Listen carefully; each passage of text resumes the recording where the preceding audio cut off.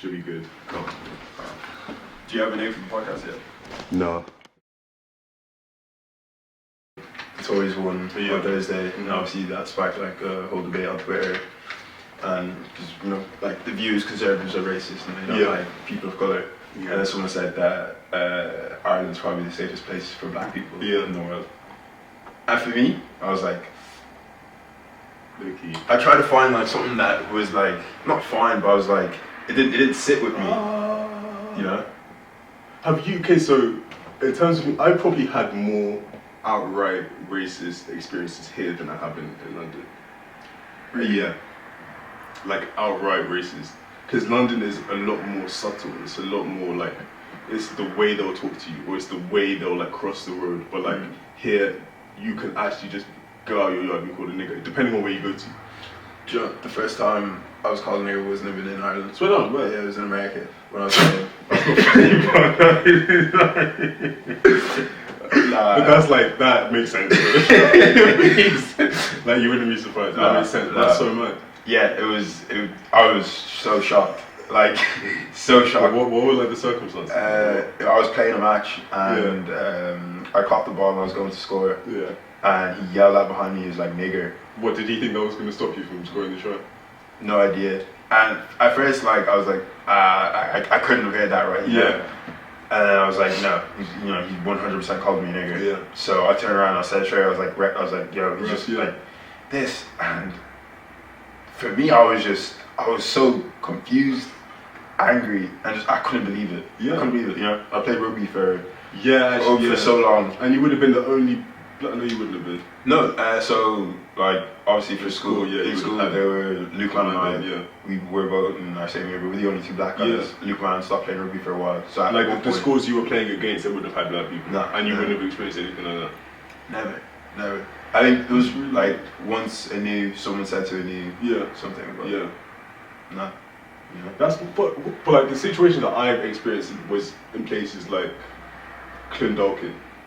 So like, but that wasn't like me and MJ almost got run over. You know, and we almost got run over. And another instance, me and MJ, I think your brother was even there, got chased. Yeah, gosh, but that's a different story. Yeah. I don't even know if that was to do with. But yeah, like the more outright experiences I've had, but also that really does tie into what area you're in. And then you say that, and I'm kind of like, you mentioned like being in Clondalkin, in my head, like obviously Clondalkin isn't the nicest place to go. But Luke Man, like the day, it was last summer before I was heading to America. Luke Man and Malik, they were out in Dunleary, they got 40 foot for drinks, and someone drove past in a taxi, and just they were hopping in the taxi about to leave 40 foot, and someone just blurts out nigger. And they're there like, bro, Mike's ready to hop out the car, Luke Man's ready to hop out the car. I'm on the phone, I'm ready to hop out the car, you know? And the taxi driver's just kind of like, lads, leave them, don't mind them type thing. So it's kind of like, you're in, let's say, Dunleary, nice setting, and then you're in Clondalkin. So is that cap then? Well, maybe. Well, obviously, like it's gonna be no matter where you go, you're gonna unfortunately experience that. But I heard someone on Twitter, they were talking about like the different flavors of racism depending on like the country. Like this is like Guinness flavored racism. You don't want to go. Do you know what I mean? So just comparing like the levels of racism, which I understand. But I just feel that the people who say that, the Irish people who say, "Oh, we can't be racist because we were once in the same position as you." Or like when we went to America, we were in the same position as you. Do you know what I mean? And Irish people really feel, because at the same time, we and the Irish people, technically we do share a lot of experiences. I was speaking to Jake about this. Like we share a lot of experiences. Like we were both oppressed by like not only English, but like the quintessential white man. Like England and America, we were both oppressed by them. If that's the case, I don't think many Irish people are educated on that. No, and if that's the case, they're not. I don't count that as a valid point, because if that's the case, then you wouldn't see the difference. You'd see like there wouldn't be a difference between black and Irish people. There wouldn't be. You wouldn't experience this racism. But again, what you're talking about, like in Ireland, I've never actually, no one's come like straight forward and just made a racist remark towards me. it's more the casual racism, the corporate racism. Yeah. You know, that's the real issue in Ireland, and that's. But do you think, like, lesser of two evils, which one would you prefer? Would you prefer that it was a case of it's outright to you publicly and the policies were completely in your favor, or the policies were completely equal, or the policies are the ones that are messing you up and in public it was more subtle?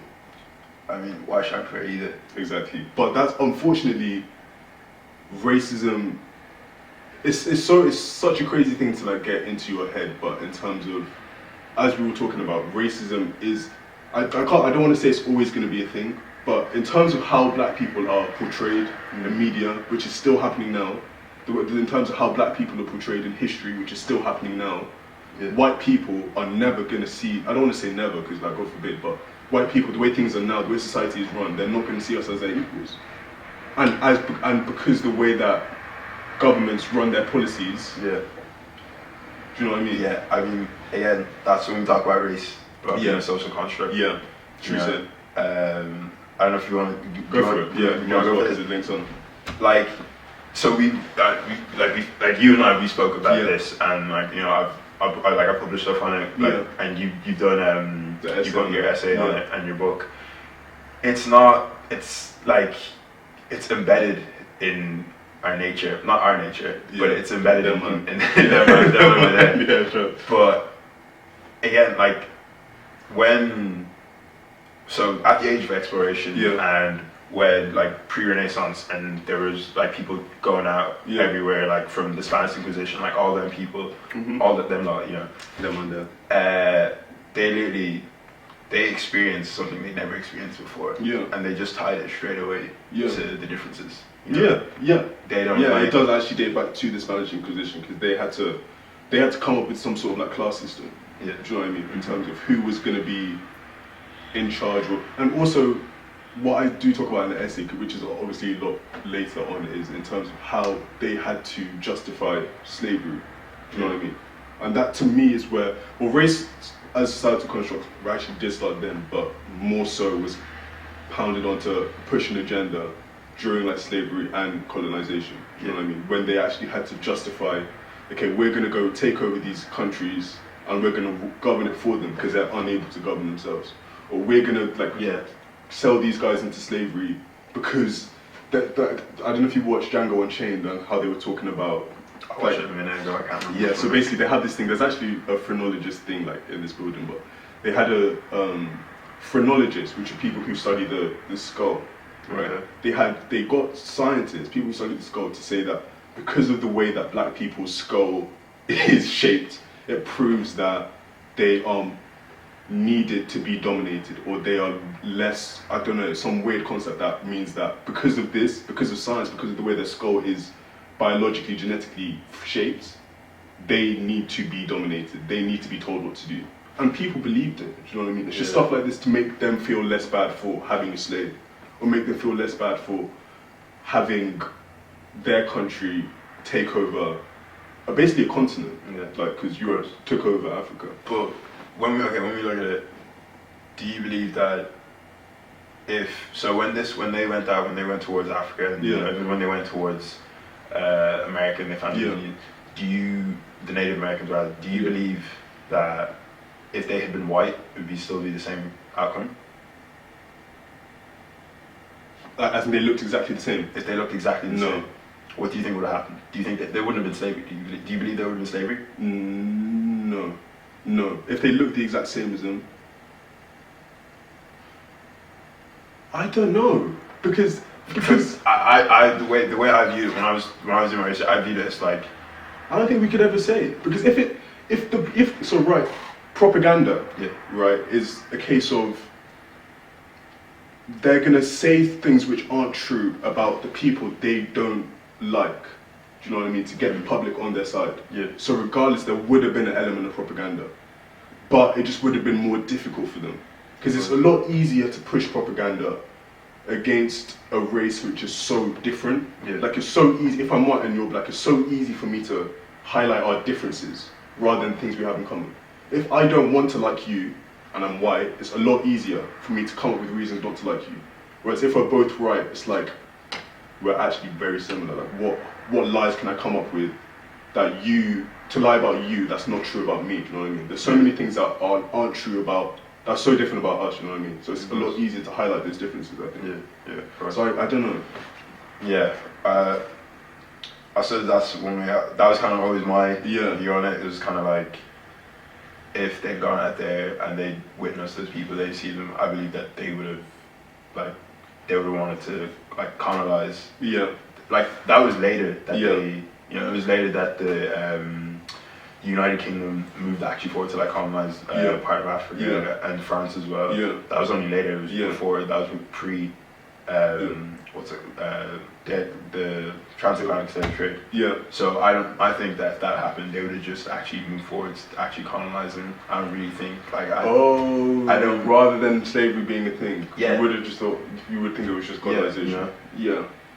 But I mean, you can't tell. Yeah, I'm I'm not a historian. Yeah. So I can't well, like opinions, everything is subjective. To be fair, and you exactly. just have to put your But I feel like we just deviated completely. Completely. We can go.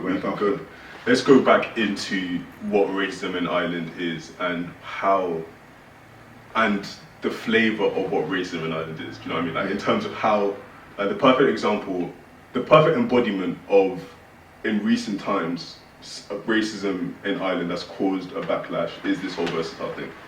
Oh, for me, that's something I feel very passionate towards about. Yeah. Like I have still a lot of resentment about the whole topic. I know. Yeah. Because it was never, I don't believe, at the end of the day, for me, I still don't really see it as, it was actually versatile that triggered me the most. It was kind of the backlash and their fans, conversation that the media, the conversation started. That's what really, again, I've always viewed casual racism, like I've always, I think it's just something that we're always going to experience. It's never, like, for me, I just kind of like, I'm so tired of talking about it and being like I don't even like something happens I don't like, I'm just like you don't really react to it. It's just like that's the worst thing, bro. Once it becomes like part of your daily routine and you don't even bat an eyelid, it is part of our day. But once like you don't even bat an eyelid to it anymore, that's actually sad. For me, growing up, like I went to where I went to primary school, there was only for most of it was I was the only black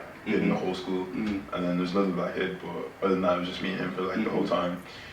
And that's crazy. Yeah, being in primary school is like, I mean, again, you can attribute that to kids just being kids, not kids being kids, but kids just being kids, you know, saying whatever, and you know, I experienced a bit of racism there. But when I got to secondary school, and I was out in Kilkenny, it was a boarding school in Kilkenny, I met so many people. Like Paddy, one of my good mates, he's my good mate now. You know, he said to like when he first, because he seen Luke Man in person, he was like, he said, "You're the first black person I've ever actually met in person." That's so crazy to me. That's so crazy. That's 2011 when we started. That's so crazy. When we started secondary school. So what was his initial reaction to you guys? Was it like distance, like, or was it like upset? Because you know there are two reactions. It's either like distance, like those guys are different, or like genuine curiosity. Yeah. I mean, I can't speak for Paddy because I don't know how he felt. But knowing Paddy, I imagine that he was a bit like kind of what's going on. But again, he's an outgoing person, he's a lovely person. So he like, I don't think it was ever like animosity. He just you know, he just treated like any other person. But there were a lot of people in that school. I remember when we had like kind of an orientation week for boarders, and we went up first, and I just got back from Nigeria, and I was with my mum, and I was walking across the field, and so I said, Jesus, there's so many of them coming now. Can you imagine that? I'm 11, about to start secondary school, in a boarding school, out in the middle of nowhere. How did your mum react? Mum didn't hear. Did she hear it? Yeah. She didn't hear it. You know? Is that something? Why do you think that they feel so threatened? Or like, is it a case of they feel threatened, or they just have to say it? Because why was it a parent who said it? No, it was a student. Yeah, it was a student. He was like in, I don't know, he was in an older year anyway. Yeah. But it was a student that said it. Because do you think it's a case of jealousy? Because if you look at people like Versatile, right, who are kind of trying to be black, but at the same time they're, for me, with the way I saw it, was kind of like they felt like we're taking what's theirs. You know, I don't think they ever would have seen You know, like, because my brother was already in the school, Luke was joining the school, I was joining the school. Oh, you know, I don't think they felt it was an invasion. You know, like, this is their space. You know, this is it's a Church of Ireland boarding school. Entitlement. That's because I was just going to say, why is it? Because if you think about, as well as Brexit, this election, do you know what I mean? In terms of how they swung, like, Middle England into voting for pro-Brexit, for Conservatives. They basically pushed the agenda that these people, these immigrants, were coming in and taking all their jobs, and I think that's a really, like, uneducated stance to take. Yeah, you can, like, slap that towards people being uneducated or misinformed. Misinformed, yeah, I should say. At the end of the day, it's not. I think it's still, like, again, there's always that, like, it's there's never going to be a point where you're going to be like, I can safely go out and do something, and you're not going to think about the color of your skin when doing something. But do you think that representation is something that changes that, or more? 100%. Yeah. 100%. I mean, look at it now. Like, earlier today, before we came out here, I actually went on to the government website, basically looked at the Oireachtas and looked at the list of TDs and the constituencies. Yeah. I dated back from 2011. Yeah. If you want to know how many black people or people of color, let alone not just black people of color, that have been in the Dáil since 2011, zero. Yeah. Zero. You know. Because I feel like the reason why a lot of people in England can start saying, oh, racism doesn't exist here, is because there's a lot more representation for black voices. Of course. A lot more representation. But in Ireland, there's nothing. You will rarely go on any Irish networks and see a black face. You would rarely in government policies hear the... and then when you do, I don't know if you've seen it, but a few weeks ago there's an Irish presenter and she got called out. She got called out because she was black. It was some, I don't know the exact, I can't remember the exact details. Someone called her out on it because she was on Teachy Caher, she was black. And her response was perfect. She basically called back the person out, and she spoke in fluent Irish. That's it. Irish. That's it. That's it. And for me, I seen that, I was just kind of like, you know, that's like, it. You can't. But when you look at that, where else is, like, there's, you know, when you look at RTE, the presentation, and it's, for me, I kind of looked at it like, oh, you know, maybe there are people there, but there's so much talent in Ireland. Yes, but also at the same time, not wanting to always compare it to London, but in terms of black people have been there so much longer. We always forget, like, in Ireland, black people haven't really been here for that long. Yeah. You know what I mean? So in terms of that representation, because I don't know how many people are like, okay, I want to represent the black people, do you know what I mean? I want to stand up and be the person, whether in radio, whether in whatever, like, whatever field it is, okay, I want to be the representative of my people. Yeah. I feel like there either isn't really that much impetus for it, or it's just a case of there isn't an opportunity for it.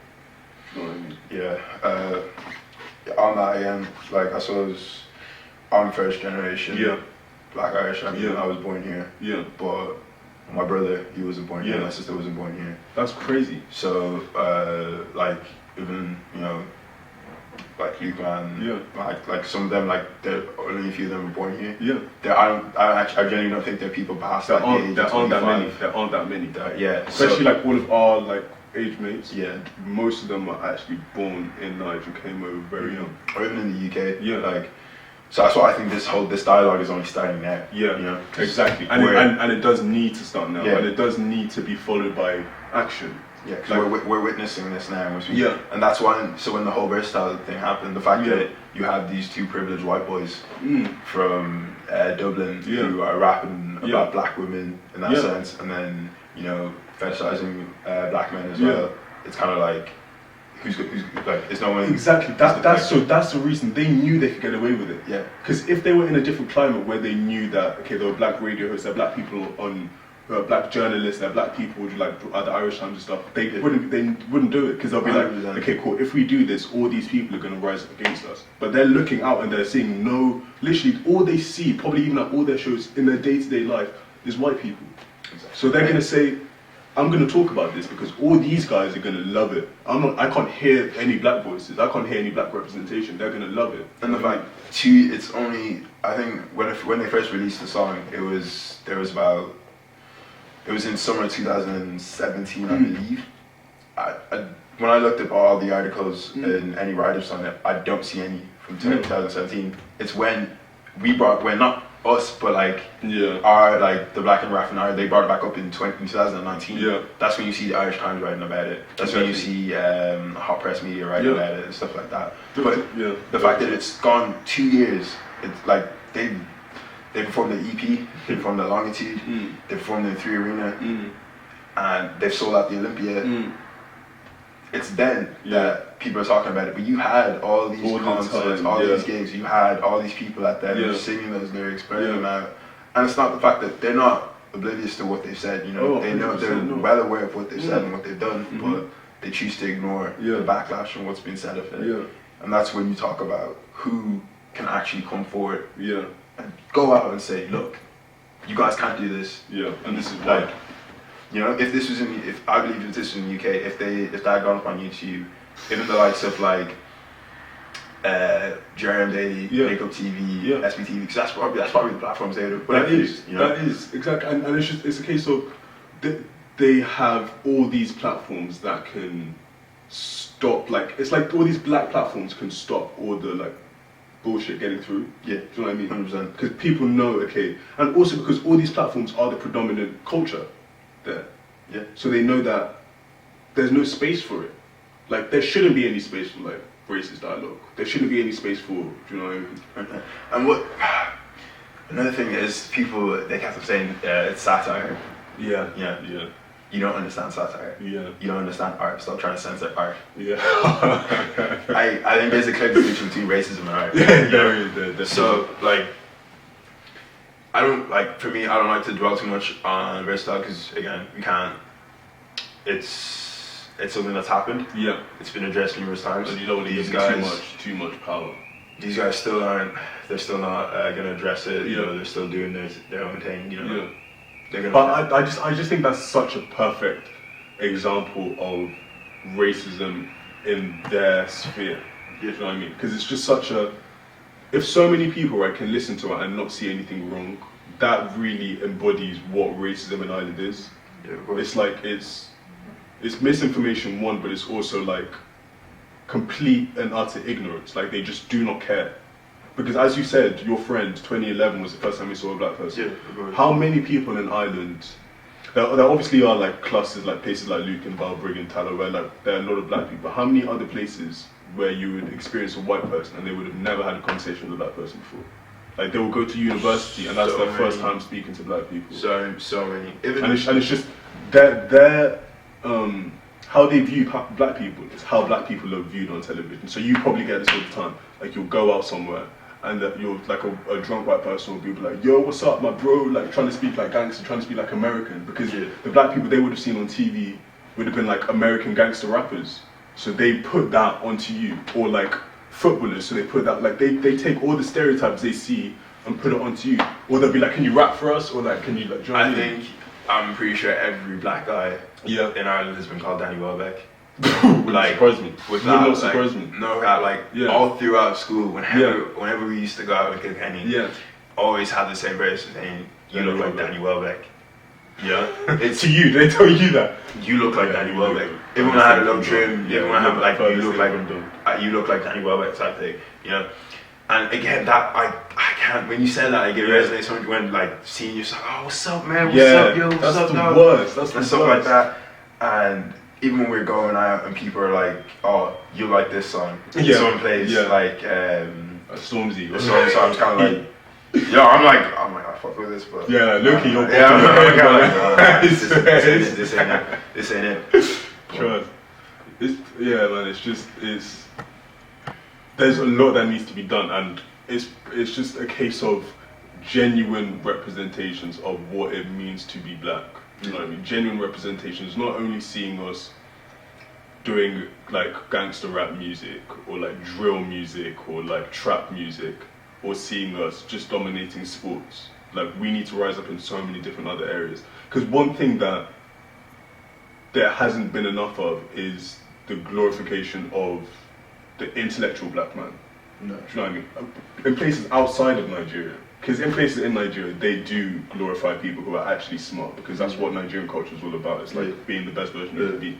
But black people elsewhere, how many like people who you come into contact with, white person, the first thing they're going to say about you is like, okay, I wonder what's in his brain, like I wonder what he actually has to offer me. Not like I wonder how fast he can run, or like, do you know what I mean? Nah, most definitely. And for me, in a certain sense, actually, at a certain point, I did kind of enjoy that. Yeah. When I was, because it pushed me. Yeah. It made me like, when I was younger, I didn't play sports when I was younger, you know. And then when I started playing sports, and for me, I've never seen a Black Irish rugby player before. Okay, so you wanted to be that. I wanted to be that. Yeah. And then when I started like doing stuff in school, I was kind of like, there's so much, and even the music I listened to, the fact that people automatically stereotyped me and told me like, they already, like, if someone asked me, if I asked someone what's their favorite type of music, and they said something, they're like, oh, you probably like rap or something like that. That used to piss me off so much. I hated being stereotyped like that. That actually pushed me out to go listen to other music. Yeah. Okay. And then doing like the fact that you don't see that many like black rugby players, that pushed me. I want to stay. You know, I want to play rugby. I want to do this. Even writing on my website or studying politics, it's pushed me because I don't want to be boxed in and stereotyped. Yeah. So that's such, to me, that's such an interesting concept, because that's something I do talk about in the essay. Is like, the stereotypes can push you in two different directions. It either pushes you to run as far away from the stereotypes, or it pushes you to follow those stereotypes. Because without being demeaning to a lot of black people, how many black people do you know who actively try to fall into those stereotypes? Do you know what I mean? Who, like, if you listen to music which isn't rap, they call you less black. You know what I mean? They call you white. Or if you do something, like say if you want to go skiing, or if you want to do something which is seen as adventure or something, they say, oh, that's white. Like, only white people do that thing. It's just like, some people literally run towards the stereotype, and that's like their blanket, and they don't try to do anything out of their comfort zone, because it's like, oh, that's not what black people are supposed to do. Or the other people, like you, run completely away from that stereotype, and they're like, and I think it's because both of us, we've been in primarily white environments. Like, I went to a predominantly white school, so did you. So that causes you to run away from the stereotype. If you're surrounded by black people, like, you want to fit in. But again, saying that, I hate the fact that you can't be that stereotype. You can't embrace it. Exactly. You know, there's nothing. But it's a difference between people who are the stereotype without actively trying to. Yeah, of course. But like, there's some people who, if you want to do something which is white, but you're like, okay, no, I can't step there because I'm trying to fit into this black stereotype. But the people who are just Nige, who are just black, do you know what I mean? People who are just Nige, like unapologetically Nige and black, those are the people who are the sickest, because they can go into a white environment and not have to try fit in or not. They're just like, and the sickest thing is when people, because we've seen this with like a lot of our friends, right? It's like, if we all go to like a motive, or if we hang around white people enough, they start speaking like Nige. They start like taking on the slang and stuff. And to me, that's like the purest thing, because I'm so used to being in the school I went to in England, the black people trying to whiten themselves up and doing the opposite thing, taking on the white slang, trying to change, like the Nige guys who I went to school with, trying to like soften their accent to try fit in so people won't abuse them as much. So I think it's just so raw and so sick once people are just unapologetically like Nige and black, or like wherever they're from in Africa, just like black. Just like embrace it. You don't have to like conform yourself. Exactly. That's something that I kind of like. I don't know if it's still going. Sorry. Let me just quickly check. No, it's not. It's not.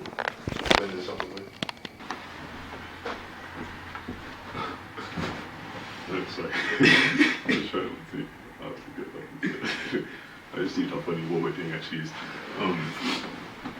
So what would you say, like, after everything we spoke about, what would you say your parting comment is, or what you would like other people to know?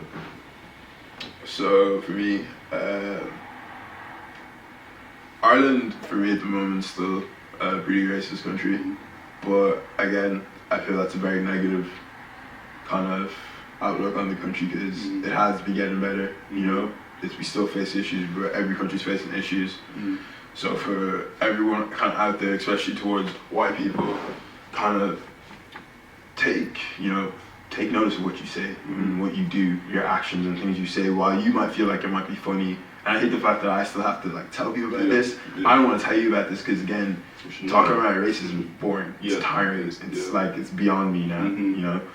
But again, the little things you say, the little things you do, you know, it goes a long way. And supporting people that like, or even engaging with people who still hold this negative outlook, you need to educate that person and teach those people. And then to black people out there, man, like especially young black people in Ireland, this is our time to really step up. You know, we have so much ahead of us, and we can achieve so much because there's so many talented people in Ireland, like in the music scene, the fashion scene, just the whole creative scene, even just like everything. You know, we're really pushing forward. And again, this is our time. This is our generation. You know, we're first. The majority of us are first generation. So again, push these boundaries that like the white man sets. You don't conform to them. Exactly. Do what you want to do. Do what you want to do that feels right. And again, don't compromise yourself. So if you love black music, if you love black people, if you love if you love listening to rap, if you love doing stuff out on the roads with your boys and stuff like that, do that. You know, but don't compromise yourself. You know, don't follow their stereotypes. Still be you. You know. 100. But yeah, that's pretty much what I gotta say. Say it, man. Jesus, you can't use someone else dead. Say it, bro. Actually, I don't know how we actually kept that serious the whole way through, bro. Yeah.